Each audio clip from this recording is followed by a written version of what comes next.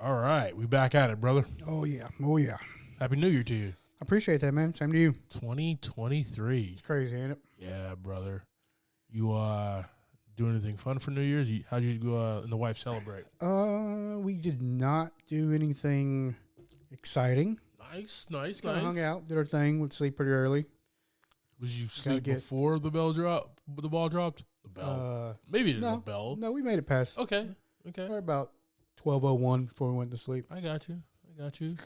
What'd you watch it on? Did you watch like Dick Clark? Did you watch CNN? We didn't watch anything that had to do with it. We were just watching TV, hanging out. Oh, and like Big Bang Theory. And then it was like, it's 12:04. Happy. So it was like an accident, right? We made it to the New Year. Oh my God. Oh yeah. How about you guys? We still think that we are very young, right? And we're not. We had dinner at that dope place, like I was telling you about, 44 Mills, at a nice small bite kitchen. Pretty good food. Yeah. Cocktails were on point. Then we went up to good old Uptown QC, Uptown Charlotte, and Rico and his lovely wife, Monica, they put on a humongous shindig at this rooftop bar. Okay. It was cool, man. It was cool. It was overlooking the city, rung the New Year. It was fabulous, man. That was a really good time, and I'm going to outdo him at the Christmas party next year. I'm telling you guys right now, 2023 Smith Christmas party will be held at a dope venue. Okay? I hear you. That's Make it happen, badass. man. Yeah. You watch anything over the break? I did, man. Talk to me. Had we got all our stuff done, so I had a couple of days just to really not do anything. Here we go. I watched some Predator. Ooh, nice. Predator, the first one and the second one, back to back. Dutch beats him the first time. Hardikin beats him the second time. I love those movies. Then I watched Suicide Squad as well. Ooh, there was some other. I think Man of Steel was put on. Nice. I don't think I finished that one. That was like at the end of the run. A little heavy eyelids. Man of Steel. 2/3 of Man of Steel is a perfect movie. that third act kind of gets a little. Yeah. Why are you're just destroying all of Metropolis, bro? Right. So. Yeah. So Predator 1. Always good watch. Get to the chopper. Yeah, it's best. And then him just like being covered in mud the whole movie for fun. Dutch, cool. Man. Then Predator 2. Always a good one too. Both of them, you gotta watch them back to back. It's the only way it works out. Have to, man. Yeah. Definitely have to. Well, Danny Glover for you on that one. Old Danny Glove. What about you, man? You catch anything good? Dude, there's this Netflix show. Mm-hmm. So I finished Jack Ryan season 3, of course, but I finished that over Christmas break. Over this New Year's break, I watched The Recruit, which is also another like CIA type show, but this one's on Netflix. Okay. And it has like a young 24-year-old, the kid who played Atom Smasher in Black Adam. Hey, I don't remember his name. Noah Centineo or whatever. Perfect. He plays this lawyer, this like first-year lawyer, but he's working for the CIA, and he gets in all these covert op missions. Oh, boy. But he's just a lawyer. So there's a lot of like comedy that comes out because he's like this 24-year-old kid lawyer. Is right? he there for lawyering or yes. He's there for lawyering, but things get complicated in the field. Of course they do. Of course they do. But it's like it's a lot of action. It's funny. It's really like now as well. So I really appreciated that. I finally watched The Northman. Yeah, that's one I need to catch. With Alexander Skarsgård and Anya Taylor-Joy. Right.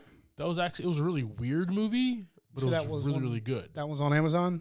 That's on Amazon Prime. I did. I'll have to catch that one, yeah. Yeah, I did watch that. That was really weird, man. If you want to see two, like, really strong guys naked fighting on or in a volcano, there you go. Stop selling it now. Done. Go watch it, okay? You'd appreciate this. I finally watched The Invitation. Oh, nice. Yes, and I was surprised at that turn of events, man. It's interesting. Inspired by like watch. Bram Stoker's Dracula. Like, you knew something was up. Yeah. You didn't know what it was. And then you're like, you're not. Okay, you guys are vampires. I get it. Yeah, that's understandable. But you're not Dracula. Or, oh, shit, you're Dracula. Well, it just came out of left field. You know what I mean? Like, I just wasn't. You was expecting a twist, just didn't know what type of twist it was, man. So that was really cool. And then a little indie flick called Compliance, which they might throw into season 4. Forgot how odd, strange, and weird that movie was. Okay. So it might have to be on the list for next season, man. We'll definitely. So yeah, I've been lazy watching movie. I've been busy being lazy. Binging instead of movie watching. Binging TV shows. TV shows, just cranking out some movies and stuff, man. It's been a good break. I hear you. Same here. Back to the old work thing. Early in the morning. When it's, I would say it's going to be cold, but I mean, it's been like 70 the last 2 days, so it's whatever. Bro, it has been like 65, 70 degrees out here. My car was frozen like 3 days ago, and it was super hot like the last 2 days, so I don't know what's going on. I rode out with the windows down, dude, today. It was a nice day. Oh, it was gorgeous. It was such a great day. Guys, North Carolina, you'll get winter for like a day and a half. Yeah, our seasons are monthly or bi-weekly, depending on the time of the year.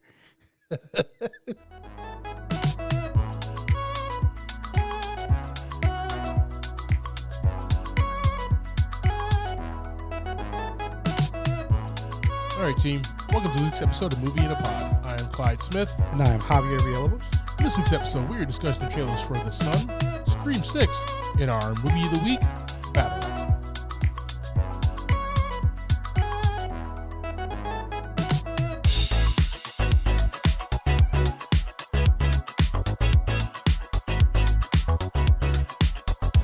All right, team. We're going to check out these trailers. Check out our full reactions on our YouTube page. All right, team. So we have The Son. IMDb says this: Peter has his busy life with a new partner, Beth, and their baby thrown into disarray when his ex-wife, Kate, turns up with their teenage son, Nicholas. This has Vanessa Kirby, Anthony Hopkins, Hugh Jackman, Laura Dern, and a whole list of other people as well. Yeah. Do you like non-action movies from Hugh Jackman? I don't know if I like those movies personally in full scope. Like, I'm not a big drama movie guy. But, I mean, Hugh Jackman playing those roles, he's just awesome. Yeah. He's really good. I mean, he's very emotional person, like when he's playing any character he does. So when seeing him in these roles and watching these trailers, he looks like he's doing a fantastic job. But the genre, not really my bag to be like, Friday night on the couch, baby. Let's go. Watch Hugh Jackman and Laura Dern hang out and talk about their kid. It's not really my bag. I definitely got you, brother. It looks like this is based on a play by the director Florian Zeller, and I just want to know what is the kid going through? Yeah, right. I guess that's like the big mystery. Is he just missing dad? Is mom abusive? Yeah, it kind of just from the trailer seems like it's a divorced parents situation, right? Maybe he's missing his dad. Seems like, or maybe he thinks being with his dad is better than being with his mom at this point, just because of his age. Maybe he's growing up a little bit, or does he think that now that this new kid is there, that he's not? That is a factor as well. There's just a lot of questions, right? Yeah. And I think these are the trailers that I do like. We talked about Alice Darling last week, and we watch these trailers, and there's more questions than answers, which kind of piques my interest into. It's a good trailer. The why. It's a damn good trailer, right? Yeah. That's why we do this. So it's like I need to see how this plays out now. and why. So Yep. very interesting. You're always going to get a strong performance, like you said, of Hugh Jackman with Anthony Hopkins, Laura Dern, and Vanessa Kirby. Just all stellar, amazing. Been considered for a lot of Academy Awards, those four. So, guys, we're going to throw this on our socials. The Sun. You're going to check it out? Something you're interested in? Let us know. All right, team. So we have Scream 6. In the next installment, the survivors of Ghostface killings leave Woodsboro behind and start a fresh chapter in New York City. Ghostface takes Manhattan. Yeah, I'm not going to lie to you, Clyde. I did not know there was a Scream 5. You missed that one, bro? Did not know there was a Scream 5. I just started watching Scream 4. I didn't finish it. Okay. So we're at Scream 6 now. It's whatever, man. Yeah, we have Scream 6. Yeah. 5 was like was basically like a repeat of Scream.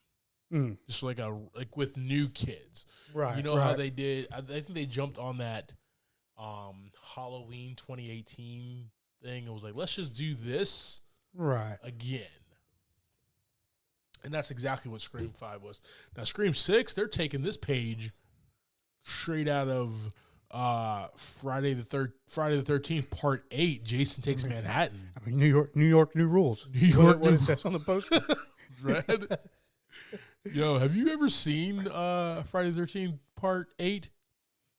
I don't know. Jason Takes I don't know Manhattan? which one's which anymore. It's when he went to New York. They were on the boat, the ferry from Jersey. I don't think I ever watched that. Oh, dude. I don't think I watched that one. Dude, that one was great. Was that before or after the one where he's in space? Before. That was before. That was like 2 before. There was like there was Part 8, and then there was Jason Goes to Hell. Yeah. Which is 93, and then like late 90s, early 2000s, it was Jason X, which is him going to space. I feel like I've watched them all. I just have no clue what's what anymore. Yeah. It's there's so many, just like the Scream movies. I don't know what's what in those movies anymore. Well, the coolest thing about that one when he goes to New York, right? It was the first time he's out of like Camp Crystal Lake. Gotcha. Or like the surrounding small towns around Camp Crystal Lake, which is scary because like I grew up in Jersey and Camp Crystal Lake like is Jersey. And I'm just now understanding that as an adult. So glad I don't live there anymore. It's fine. Because it was North Jersey as well, exactly where I lived. But there's like a meme that's around every Halloween where it says like, just remember a black man was the only one who tried to fade Jason Voorhees. And literally, it was a black guy. He was a boxer. Oh, wow. And he's punching the hockey. Like, it was a really dumb, like, late 80s, early 90s movie or whatever. Yeah, trying to capture some of that corny comedy on the side. Yeah. But this one, man, this is a teaser. Didn't give us much for Scream 6. I just know that horror movies are usually scarier in secluded small towns. Right. This being in the Big Apple, where the city never sleeps and there's people always around. But here's the thing. New York, new rules, but like things happen in like plain sight. Yeah. All the time. Yeah, I mean, you don't have time to patrol every little thing. Exactly. There's not enough police force to do that. Exactly. And probably not enough people to care about somebody else getting hurt. Everybody got their earbuds in, man. Yeah. And if you see like a stabbing or something, are you gonna go try help or are you gonna keep it moving? You ain't trying to get stabbed. I got dinner reservations, bro. You know what I mean? So, guys, we'll throw Scream 6 on our socials. You excited for this one? You're still rocking and rolling with this series, with this new set of young adults who are trying to escape this Ghostface, and it's always a different killer. It's just like, are we ever gonna like? You know, it's got the same feel, like you said, with like Friday the 13th and those movies. Also, Saw. There's another Saw movie coming out. There is another Saw movie coming out. I mean, they keep getting grosser and grosser every time. Yeah, Saw turned into, excuse my French, gore porn is what it basically turned into, man. Like, I don't like that term. It's not a good term, right? It's literally what those movies were, man. Yeah. Like after like the second, third one, like I stopped watching them because it was just like try to be as gross as you possibly could. Yeah. For whatever reason. Like the first couple had like a really good plot, story, and everything I can get behind. Yeah. And it was weird after that. So a little bit weird. Scream 6, guys. Let us know your thoughts.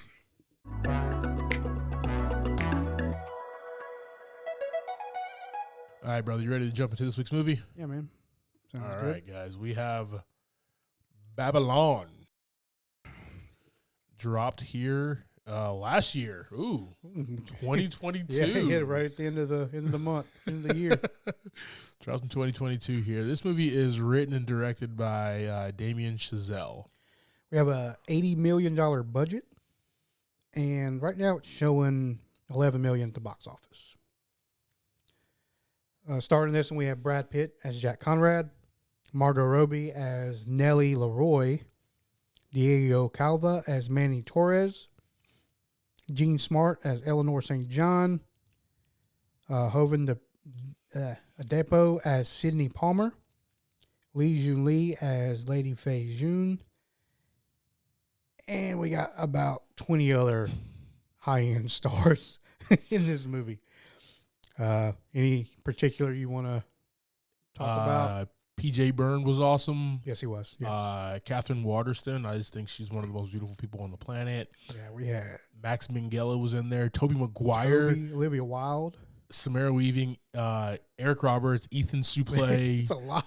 Spike Jones. Like just a lot. Flea was in the movie. I love how Flea's movie name is just Flea. I love it. Fantastic. I love it. That's it. That's all we need. Just Flea.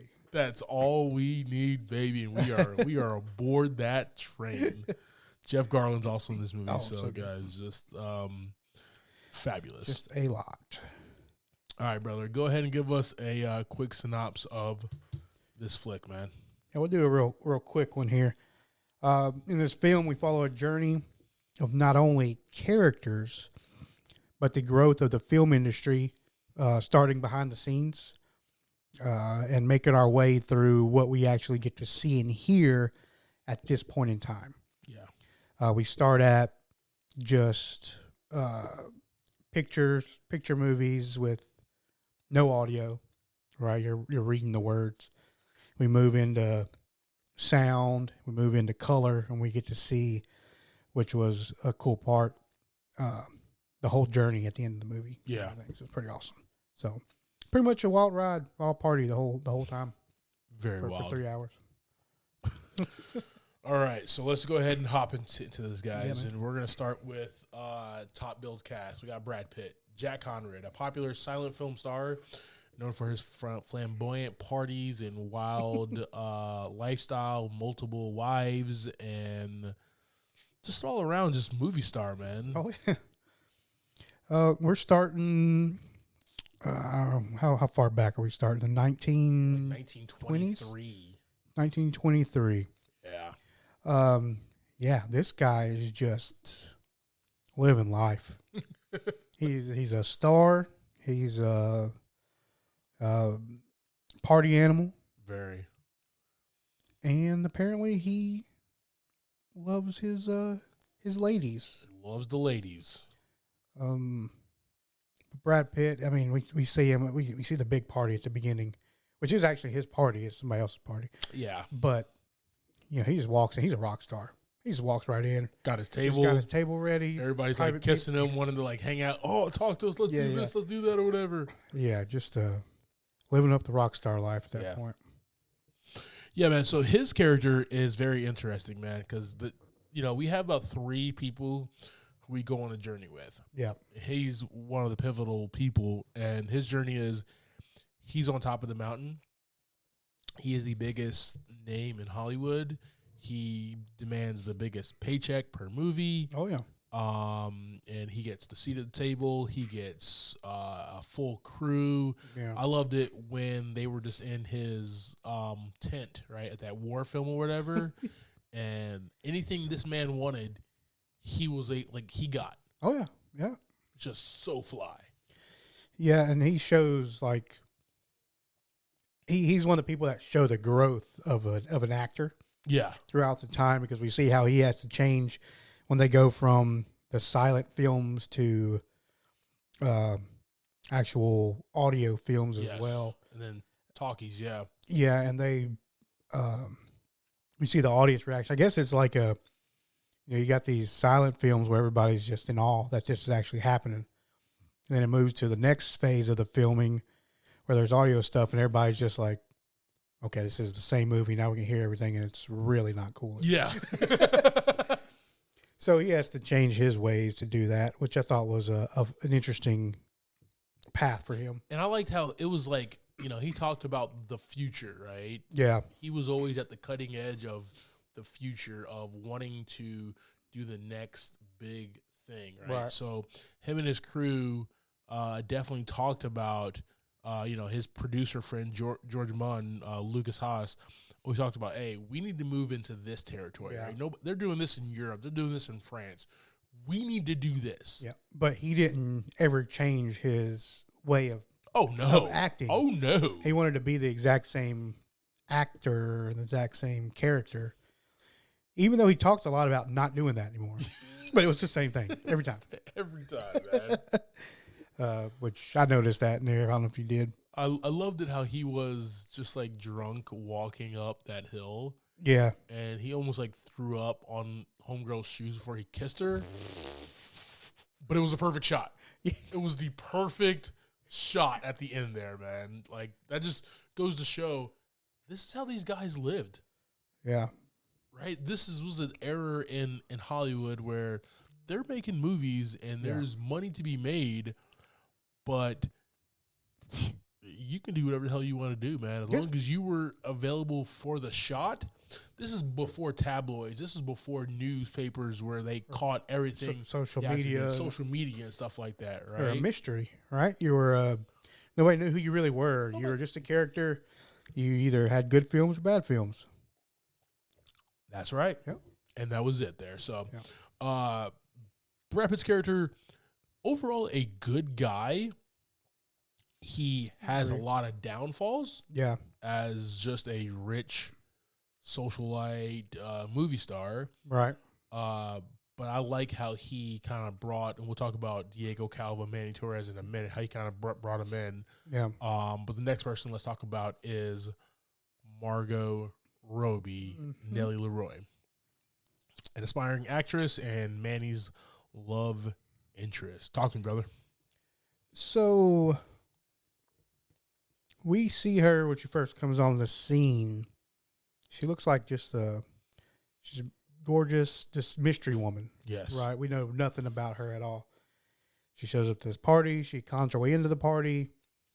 Obviously, Manny sees her and is like, instantly falls in love with her. In a matter of, yes, it's exactly what happened. We've all been there. Yeah. And so she gets in this party and we just start seeing her. She's partying, having a good time. She's dancing. She's flirting with everybody. And she seems like somebody who really belongs in this party. Yeah. Like she's a high-level guest that should be there. Well, you find out she's not. At all. Like literally, we go from this awesome party where she's like getting the role that she's been wanting to have, and then we see her at her house, which is disgusting. A pigsty. It's terrible. And like I didn't realize that was Eric Roberts like laid out. Oh, yeah. I didn't know. Passed out and stuff like that. Obviously we see him later, but yeah, she wakes up to a pig sty. Yeah. And just blows out of there. Yeah. Go ahead. Her rise and fall is very interesting, man, because she had all the confidence to go to that house party, to that mansion, and say like, "Hey, this is like I am a star. I've always been a star." And then to think that she got this part because it was like her destiny. Nah, well, we see on the other end with Manny and everybody how she actually got the part. Yeah. Right?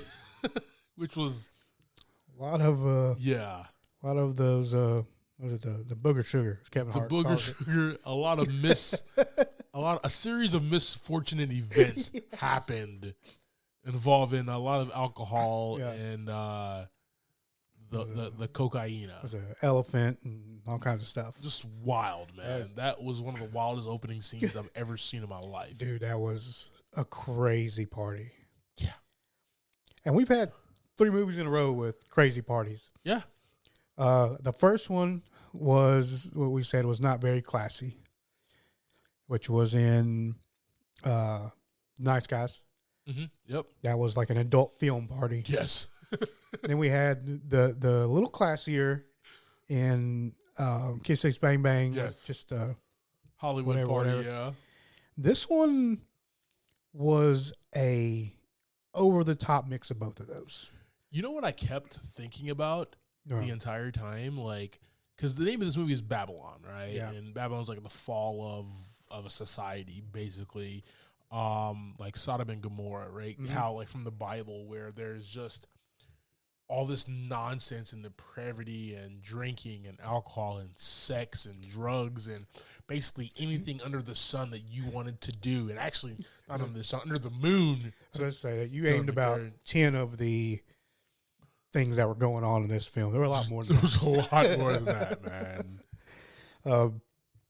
But yeah, she kind of just pushes her way into that thing. But you see her having to grow with it as well, right? Yeah. Because she goes from being able to portray the wench of the bar, I guess, if you would say that. Yeah. Not necessarily a stripper or prostitute. She was just a fancy lady. Very fancy lady. So she plays that in the things, and then she has to step it up, right? She wants to do better, and she struggles. Yes.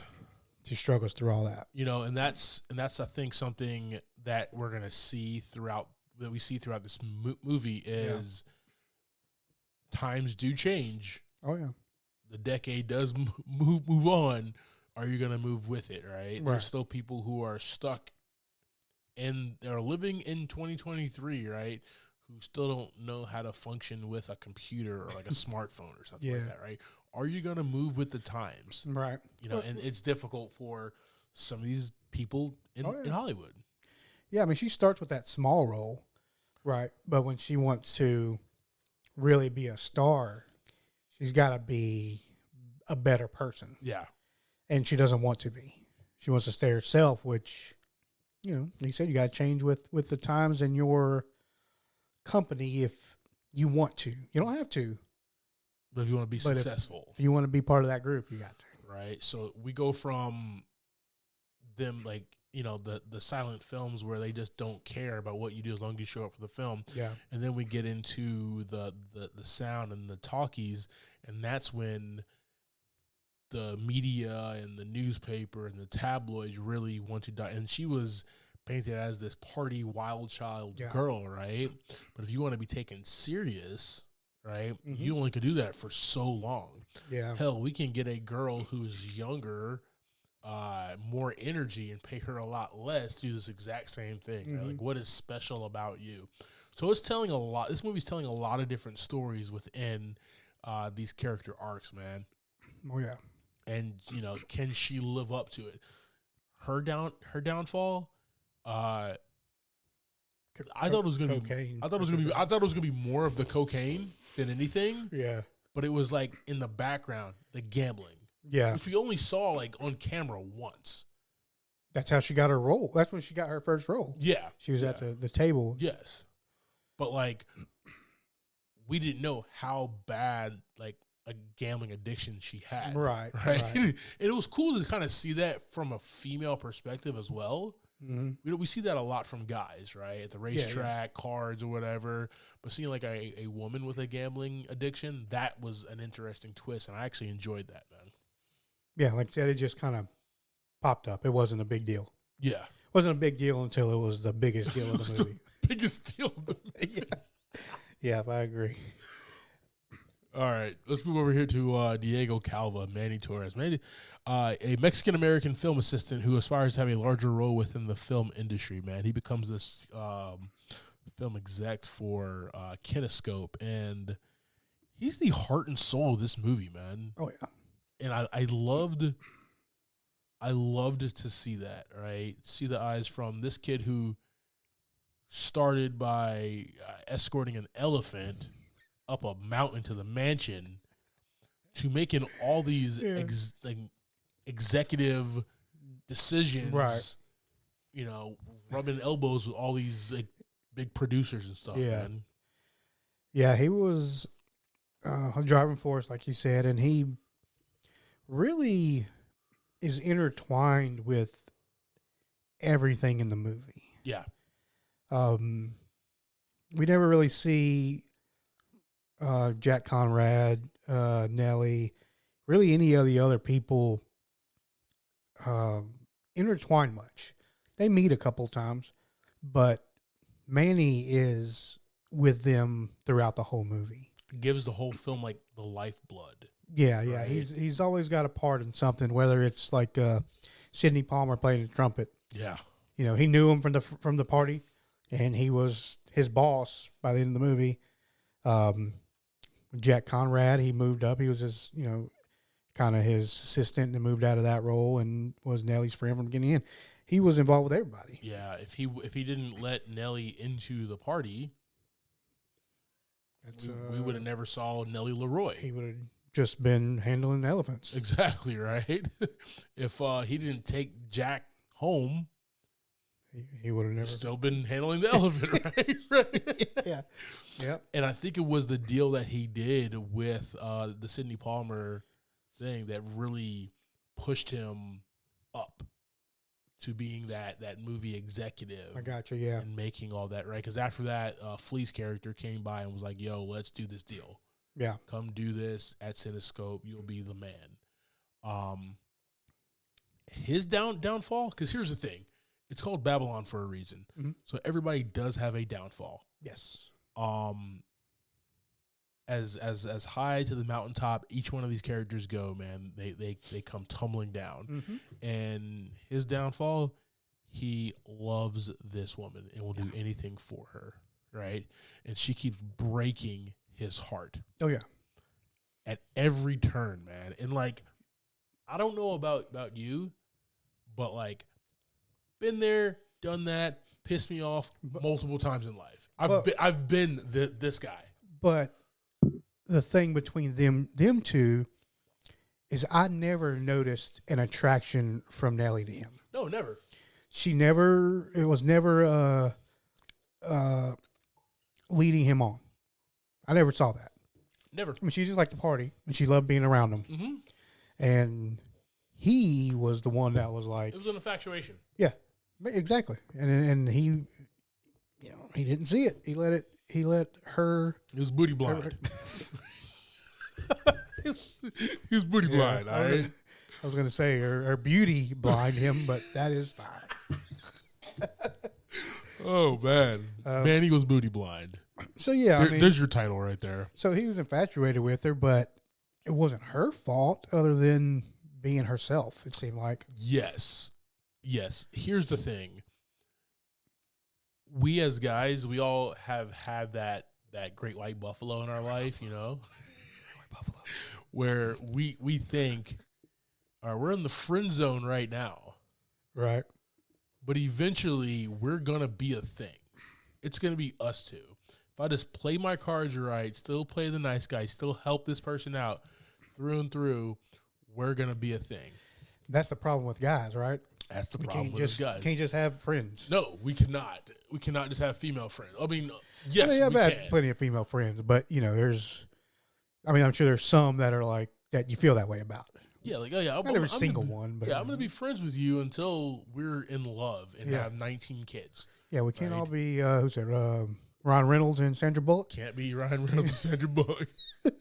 who eventually fall in love. I mean, it's gonna happen in a movie. But that's happens with him actually. That's his downfall, man. If it wasn't for him trying to help out with her gambling debts, he'd still not obviously not, but he'd be at the end of the movie still being an exec, still doing his thing, still making a lot of money, still got that dope house. You know what I mean? So, well, at the same time, I don't fault him. I'm trying to stand up for other people and not stand up for Manny right now, because Manny also asked some random guy to find him $85,000 and check the money and just trusted this dude. But Manny messed up a lot. Well, we wouldn't have been there if it wasn't for her, though. Okay, I mean, yeah, you're right. So, I'm just saying. Manny, in this story, he was the cause of a lot of his problems. Because he went with his heart, man. Yeah, exactly. And instead of his head, you know what I mean? Like that. Sometimes you do that, and it's a good thing. People actually promote that, right? Right. Think with your heart is the saying, right? This time he did that, and he went overboard, man. Yeah. He almost. Well, I mean, he really loved this woman, and that's all he saw. That's it. Was the love of his life, his great white buffalo, was in trouble and needed help. I loved it too. You're right. And his character was interesting because we meet him early on and we know that he's a Mexican American because that's how he explains himself to Nelly's character, right? Mm-hmm. But when they're at that party with a bunch of those Caucasians in Hollywood and they're all like the highbrow society, right? Wearing rabbits and stuff. Wearing rabbit and stuff. He says that he's a Spaniard. Try to fancy it up a little bit. He fancied it up a little bit, right? Because they asked, are you from no, from Spain, some Spaniard there, right? So he lies about his heritage to fit in more. Yeah, and that's at that time that's probably something he had to do. Something he had to do, but I think he was engulfed also. Another flaw of his, right? He was engulfed with this capitalism, this society, this highbrow. He wanted to have. He had this, and he wanted to keep it. Right? He was invited to the party. Yeah, it was his dream. So he's not going to throw that away. He's not going to throw it away, except right?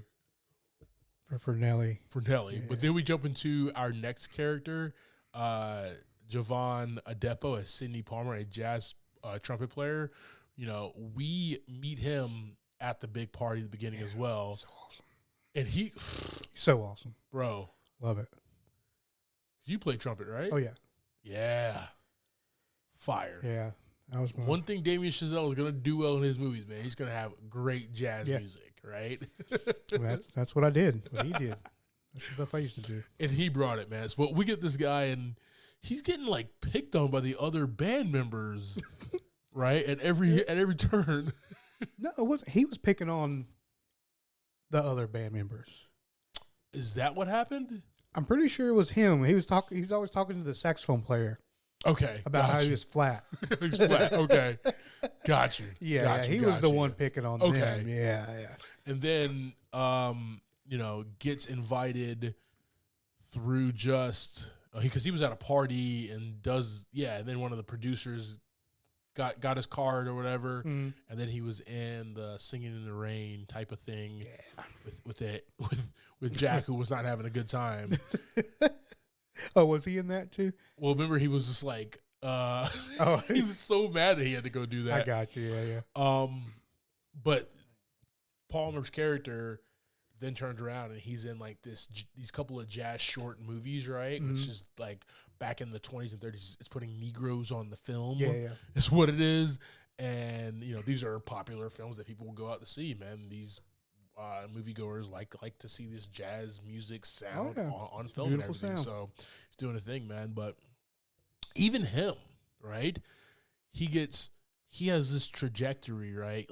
He even goes home after the party and he just jumps into goes to not even home, but goes somewhere, hops in a chair and goes to sleep. Yeah, it's kind of like would that be like a group home? Like a group home. I don't know. There's a lot of people in there. There's a lot of people in there. And it didn't look like he had a bedroom. It didn't look comfortable at all. Right? He slept on a chair. Yes. a very hard looking chair, and then put his coat over him to go to sleep. Yeah. So, but then we see him later on after doing those jazz shorts and everything and making money. He has a house, he has a car, living the life. But even he has a point too, right? Yeah. And this was like the racism of the movie, right? Where he was more light skinned than the other band members. Yeah. And in order so the one produces so it can play in other areas of the country in the South or whatever, we got to darken him up, whatever. So like Manny makes him ask him to put coal on his face. He pretty much told him to. Corners him, right? Yeah, he was really a D-bag in this situation. Yeah.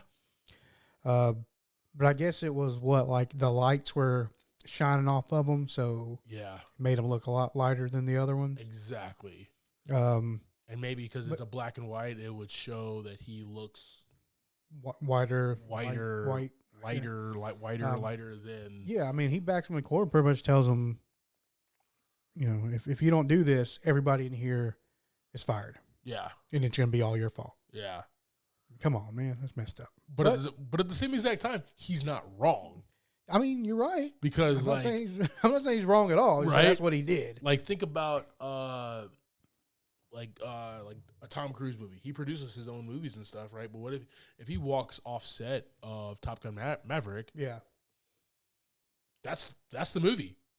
Everybody that was on that movie, go home. You're not getting paid, right? Yeah, I mean, you got some that are like that. Yeah, I mean, yeah, you got people that are like that as well. But he did back him in a corner and made him. But he understands that like this is it. Yeah, and I loved that through all these characters who cannot change or move forward. Cindy's character was like, "This is it. I'm gonna do this. Everybody can get paid, but this life is not for me." Right. Very embarrassing. Very embarrassing, man. How you gonna go back to the hood and at Christmas time and talk about this? So, wow. Yeah. All right. We also have Jean Smart as Eleanor St. John. She's a journalist, right? She reminds me of like People Magazine, the tabloids. She probably does like in-depth movie reviews, but she more cares about the actors and actresses and everything that's going on within Hollywood itself. Yeah. Right. That's why she's at the party and she's trying to get sound bites from people in Manny and stuff like that. Very smaller role, but very pivotal at the same exact time because she does check Jack.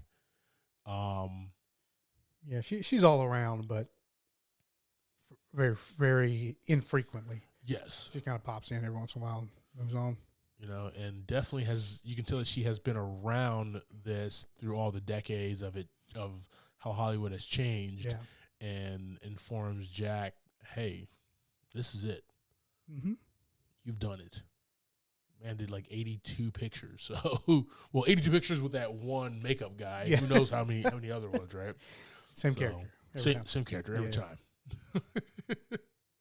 He sounded like the guy from Inglourious Bastards a little bit, right? A little less Nazis, right? But like he had that sound in him, right? And I like that. I like Brad Pitt, man. That's basically what I wanted to say there. Well, it was like he didn't know who he was, though. Yeah. Because at the beginning he's talking all this Italian, and then he doesn't know who he is. Basically, that was hilarious. Yeah, it was good. You speak a different language one more time, and I'm divorcing you. Yeah. Oh man. We have Jun Lee as Lady Fei Zhu, a Chinese American cabaret singer who also writes entries for films. She has a job. Yeah. For these silent films, she has a job, right? She does all these boards that you see. So anything that's going on, all the dialogue that we cannot hear, we're just seeing their mouths move. You have to read. That we have to read, right? So it's like we'll see Nelly say something, can't hear it, and then it'll jump to the card, right? And Lady Faye is the one who's writing all these cards and what's going on there. She loses a job real quick. As soon as they go to sound, it's like, we don't need you anymore. Right.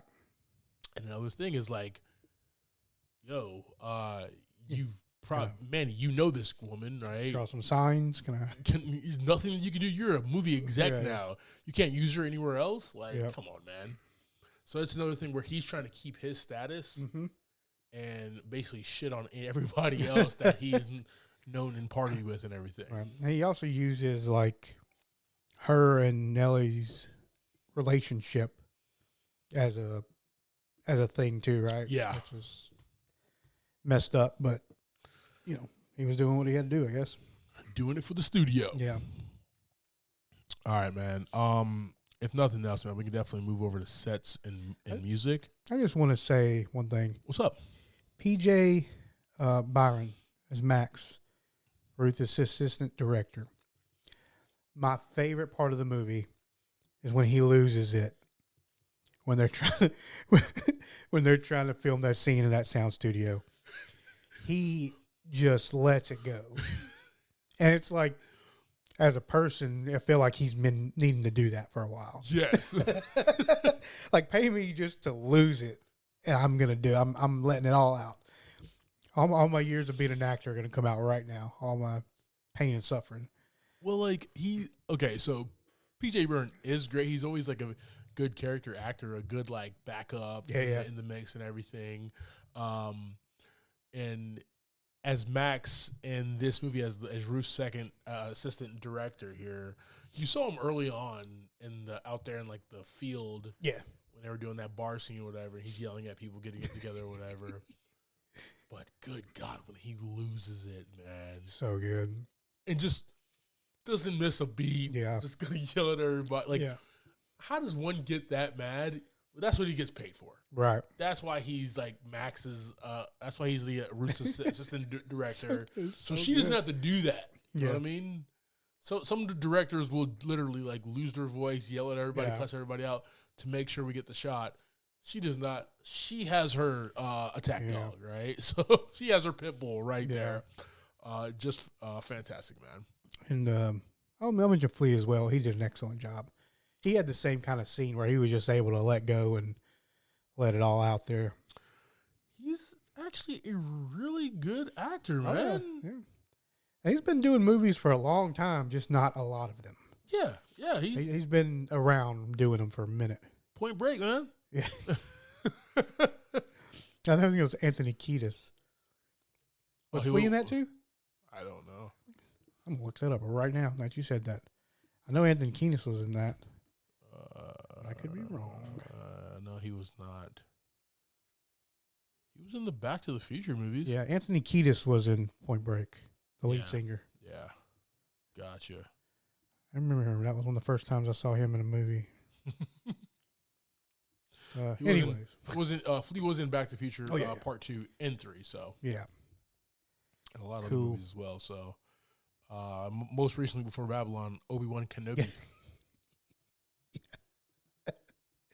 Oh, yeah. That's good stuff. All right, man. Let's jump over here to the sets and music, man. The 20s and 30s are alive in this film.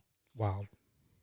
And just wild. Like, I like that we got to see, like, everything. We got to see Jack living in this palace, right? Mm-hmm. And all this luxury and all his wives and everything. Yeah. But then we see like Nelly's home with her dad before they make money, right? Mm-hmm. Like we see it all. We see the humongous mansion where there's just nonstop depravity and fun and everything. Yeah.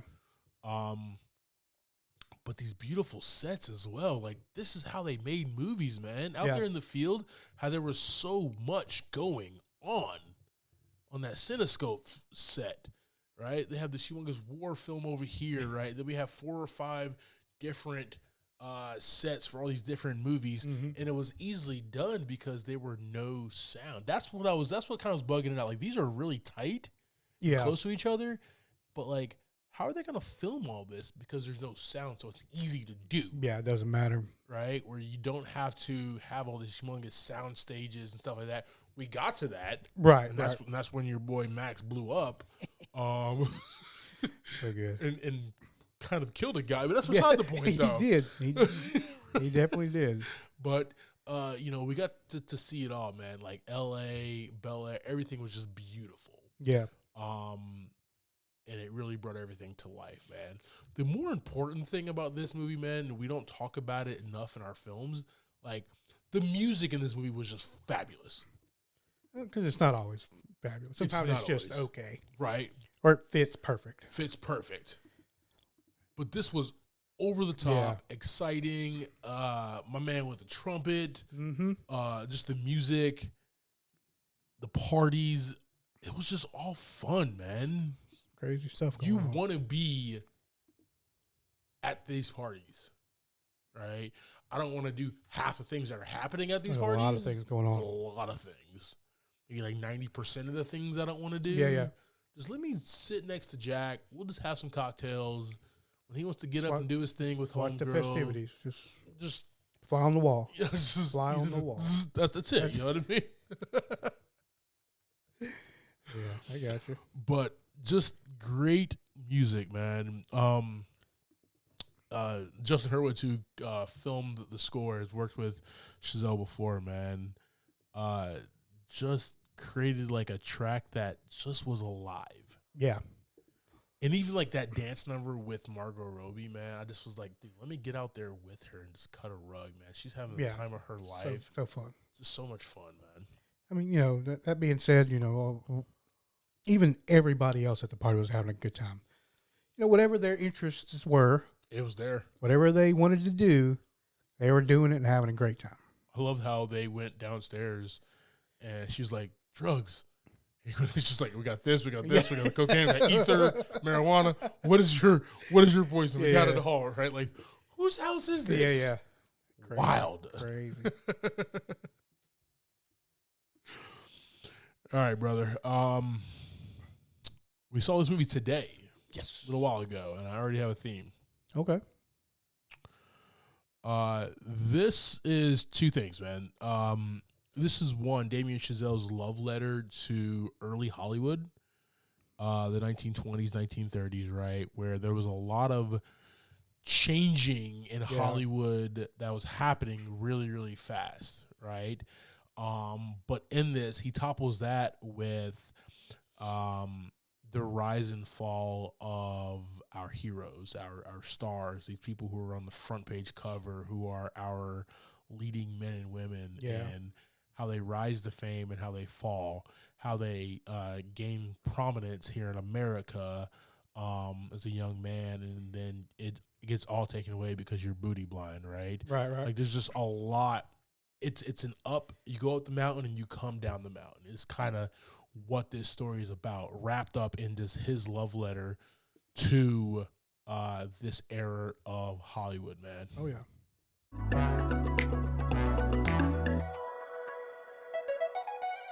All right, team, so that's our conversation about 2022's Babylon. JV. Yes, sir.